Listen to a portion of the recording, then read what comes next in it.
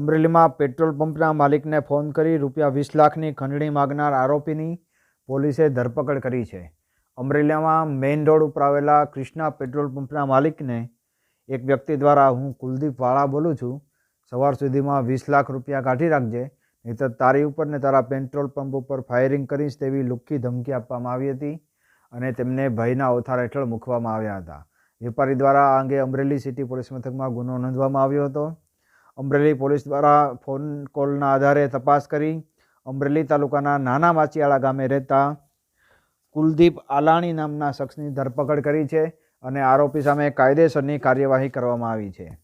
અત્રે ઉલ્લેખનીય છે કે થોડાક સમય પહેલાં અમરેલીમાં છત્રપાલવાળા દ્વારા પણ એક પેટ્રોલ પંપના માલિકને ફોન કરી ખંડણી માગવામાં આવી હતી અને તેનું ઓડિયો રેકોર્ડિંગ પણ સોશિયલ મીડિયામાં વાયરલ થયું હતું।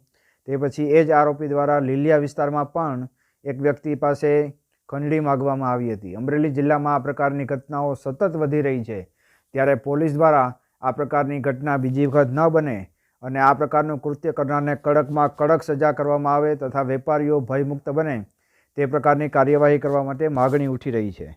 રિપોર્ટિંગ બાય જયેશ લીંબાણી, શાશ્વત સંદેશ।